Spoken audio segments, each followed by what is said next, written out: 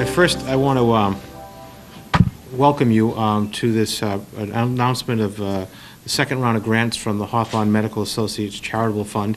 I want to say a little bit about Hawthorne Medical Associates. About 5 years ago, they contacted us and decided that they wanted to partner with us in terms of creating a philanthropic fund that would be endowed. In other words, it would make gifts permanently to the community. And over the next couple of years, they put aside $500,000 to create that endowment, which has now made it possible for us each year and going forward to make grant awards to organizations in the community. This year, we decided to focus on women's and children's issues, and the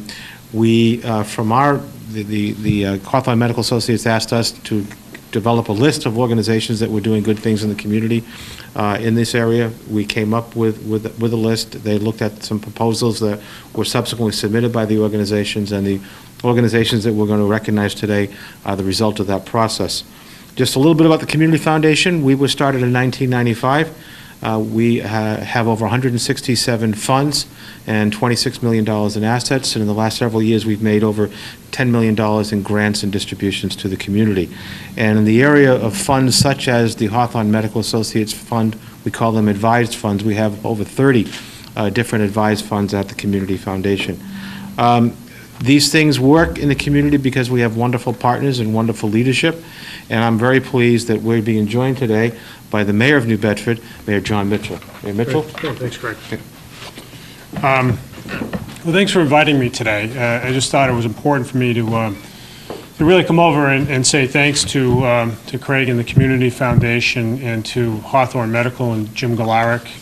Jim's not here today, but just to say, hey, this is exactly the kind of corporate citizenship that not just that we expect, but that we really embrace in this community. What Hawthorne has done in establishing a fund with the Community Foundation is really to put its money where its mouth is, to really commit to improving the quality of life for New Bedford families across the board. And today's announcement really highlights that effort. We're lucky today, and I'm pleased to join you in the moment in which we award important funds to the Women's Fund, to the Women's Center, to the Child Advocacy Center, and the YWCA, four nonprofits led by these four very talented women in front of us who are doing great work in our city in raising the quality of life of New Bedford families. So just want to thank all of you guys for your commitment. Thank you, Craig, for everything that you do, and to thank Hawthorne Medical in particular for being great corporate citizens, not just now, but over the course of the year in ways that aren't always noticed. Their work is noticed sometimes when it comes to fireworks, because those are the most noticeable events in our city, and Hawthorne Medical has funded those on many occasions over the last few years, but they have given to the Mayor's Fund in both this administration and the last administration in big ways that enable us to do things like festivals and hold other community events. And in tight financial times, that kind of corporate generosity is really indispensable. So just really thank all of you, and thank you for inviting me here today to share in the moment. Thanks a lot. Keep up the great work. And at this time, I'd like to call up and recognize as a representative of Hawthorne Medical Associates, Linda Romano, who is the Director of Clinical Services. Thank you. I couldn't have said it better than Mayor Mitchell, and I'm here pinch hitting for Jim Galarick. He couldn't make it. And again, Hawthorne really recognizes the need to sponsor these very valuable organizations. So congratulations to all of you. I'm going to spend just a brief few moments, talking a little bit about the program that we're funding. We're distributing $20,000 worth of grants today, $5,000 grants to each organization. And the first organization, and I want to just say that Michelle Loranger and Kate Fentress came here after running fairly significant events this morning. And I know that we've got some major activities going on with all the other organizations in the room. We probably picked the busiest day of the busiest month for everyone here, and for that I apologize, but you can't keep these things a secret once you make the decision. Representing Michelle Loranger, representing the Child Advocacy Center of Bristol County. And they empower children and families to heal from trauma, abuse, and violence through community partnerships, education, and pursuit of justice. This grant that they're receiving today is going to be funding mental health capacity training for local mental health clinicians. In short, what it'll do will increase the ability of trained clinicians to deal with childhood trauma and thereby reduce the waiting lists that many parents face when they need professional clinical services coming out of abuse and domestic violence situation. So, Michelle?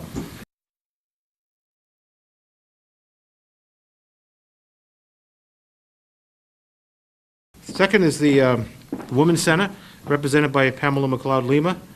And the Women's Center receives funding for domestic violence shelters and hotline, and funding from this charitable fund will support the cost for shelter relief staff who answer the 24/7 hotline for victims of domestic violence, sexual assault, and stalking, and who provide services to victims.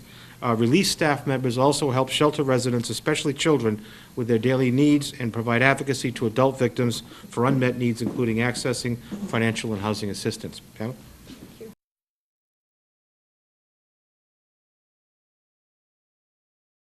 And our next award goes to the Women's Fund of Southeastern Massachusetts, part of the Community Foundation.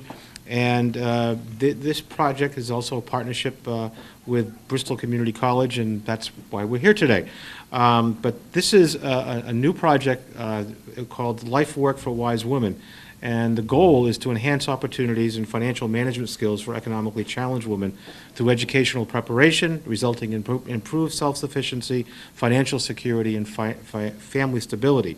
It'll be housed at this campus, and LifeWork will recruit up to 60 women per semester and provide them with core services, including a 3-credit course in personal financial planning, credentials to make them more employable, monthly meetings to help with achievement and financial coaches, and weekly life skills workshops. Kate?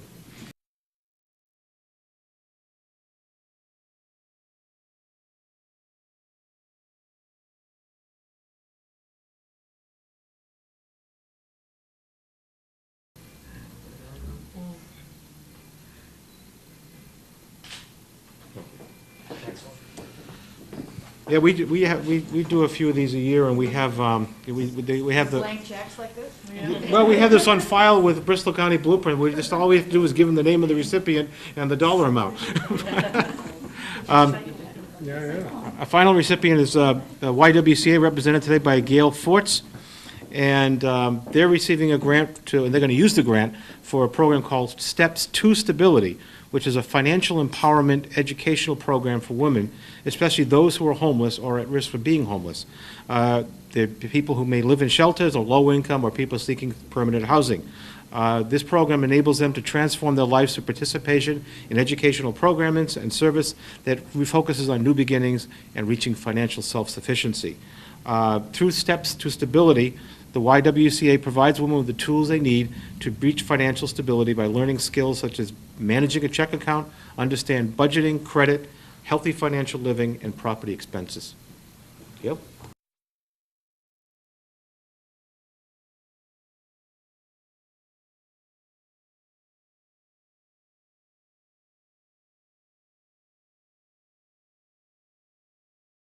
Well, I want to thank the mayor. I want to thank each of the 4 organizations who took time from their very busy schedules to be here today. I want to thank also our partners, Hawthorne Medical Associates, for not only what they've done through our community foundation, but also I think the mayor has done a good job recognizing the breadth of your philanthropy and your leadership in the community. So thank you.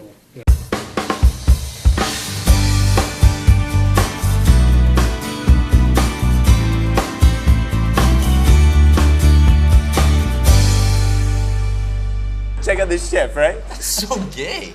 Please don't say that. It's like if I thought this pepper shaker was stupid and I said, man, this pepper shaker is so 16-year-old boy with a cheesy mustache. When you say that's so gay, do you realize what you say? Knock it off.